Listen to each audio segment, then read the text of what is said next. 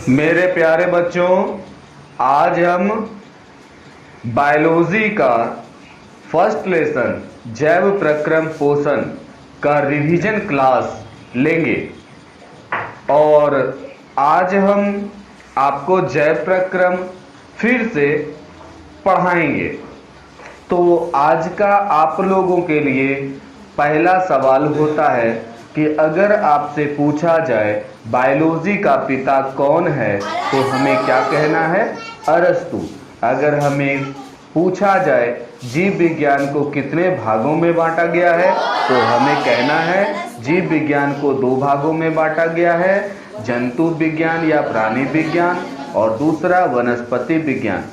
जंतु विज्ञान या प्राणी विज्ञान को जूलॉजी कहते हैं और वनस्पति विज्ञान को बॉटनी कहते हैं। अगला सवाल है जैव प्रक्रम किसे कहते हैं?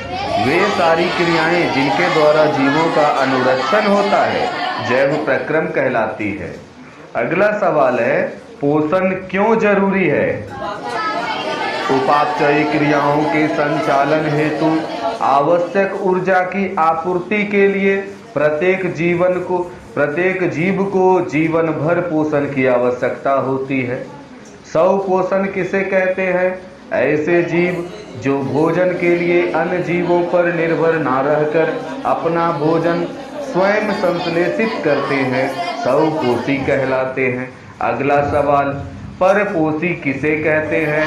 ऐसे जीव जो भोजन के लिए किसी न किसी रूप से अन्य जीवों पर निर्भर रहते हैं परपोषी कहलाते हैं। अगला सवाल है अगर पूछा जाए वायुमंडल में कार्बन डाइऑक्साइड कितना प्रतिशत है तो हमें कहना है 0 या 0.03% या 0.03%।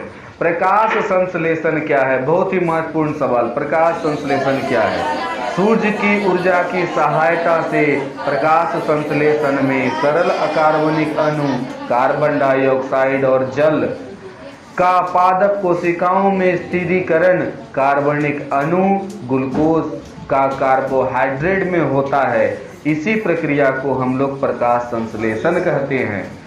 फिर से एक बार, सूर्य की ऊर्जा की सहायता से प्रकाश संश्लेषण में सरल अकार्बनिक अणु कार्बन डाइऑक्साइड और जल का पादप कोशिकाओं में स्थिरीकरण कार्बनिक अणु ग्लूकोज का कार्बोहाइड्रेट में होता है। कार्बोहाइड्रेट का अर्थ हुआ C6H12O6। अगला सवाल है आपके लिए परपोषण कितने प्रकार के होते हैं? तो परपोषण मेरे भाई 3 प्रकार के होते हैं। पहला मृतजीवी पोषण, परजीवी पोषण, प्राणी संपोषण। अगला सवाल है मृतजीवी पोषण किसे कहते हैं? जिस पोषण में जीव मृत जंतुओं और पौधों के शरीर से अपना भोजन अपने शरीर की सतह से घुलित कार्बनिक पदार्थों के रूप में अवशोषित करते हैं मृतजीवी पोषण कहलाता है। अगला सवाल है परजीवी पोषण किसे कहते हैं?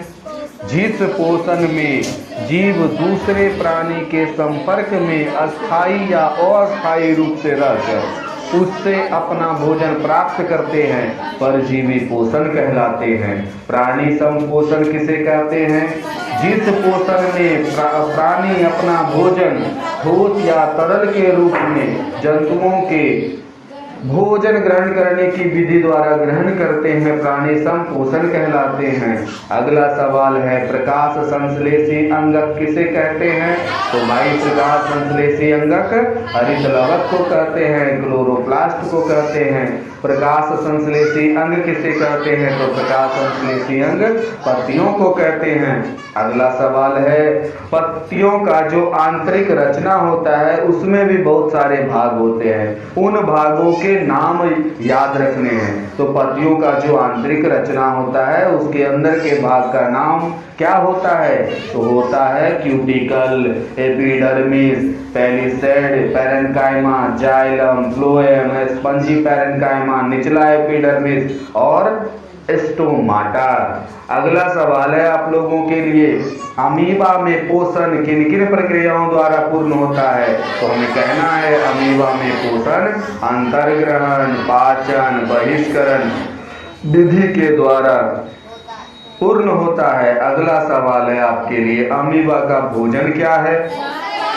तो अमीबा का भोजन है मेरे भाई शैवाल के छोटे छोटे टुकड़े, मृत कार्बनिक पदार्थ और बैक्टीरिया और डायटम। अमीबा कैसा जीव है? तो अमीबा एक कोशिकीय जीव है। अमीबा भोजन ग्रहण किससे करता है? तो अमीबा भोजन ग्रहण जो करता है वो कुटपाद से करता है। अमीबा में भोजन का पाचन कहाँ होता है और किसकी मदद से होता है? तो अमीबा में भोजन का पाचन भोजन रसदानी में एंजाइमों द्वारा होता है। पैरामीशियम कैसा जीव है? पैरामीशियम एक कोशिकीय जीव है।